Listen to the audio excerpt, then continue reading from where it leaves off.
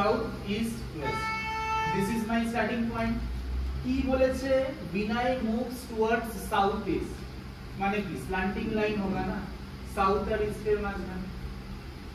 বিনয় moves towards south east, আমি ধরে নিলাম আর একটুখানি স্ল্যান্টিং করে দে, ঠিক আছে। ঠিক আছে, গেল সাউথ ইস্ট। কতটা সাউথ ইস্ট হবে? 7 মিটার গেল। তারপরে কি বলেছে, then he moves towards west and travels a distance of 14 metre. হলো 14 মিটার, এখানে থেমে গেল।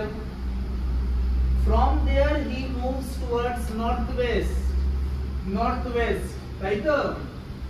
from there he moves towards northwest, কতটা? 7 মিটার। তারপরে কি, and finally he moves a distance of 4 meter towards east, east, কতটা? 4 মিটার। আর একটু আমি বাড়িয়ে দিলাম তাহলে লাইনটা সোজা হবে না। 4 মিটার, ঠিক আছে। 4 মিটার গিয়ে থেমে গেল। এবারে দেখ তাহলে কি বলেছে, 4 মিটার গিয়ে থেমে গেল and stands at that point, তাহলে this is my end point, তাই তো?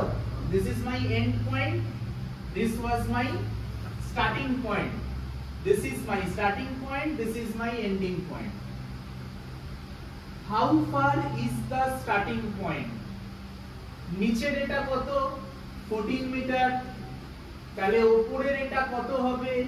obviously again 14 মিটার। শ্রেয়া ফলো করছিস তো? আবার 14 মিটারই হবে। এখানে 4 মিটারে থেমে গেছে, কত বাকি রইলো? 10 মিটার বাকি রইলো।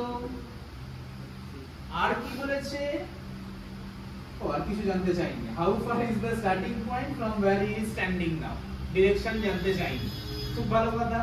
আর যদি কোশ্চেনে জানতে চাইতো I am increasing the length of the question, 10 meter তো অলরেডি বেরিয়ে গেল। কোশ্চেনে জানতে চাই যদি in which direction is he standing from the perspective of the starting point, west, west, এদিকে রে জোরে বল, ওয়েস্ট, তাই তো? Absolutely correct. এটা স্টার্টিং ছিল, স্টার্টিং এর বাদিকে দাঁড়িয়ে আছি মানে ওয়েস্ট হবে, বাস এইটাই হয়ে গেল।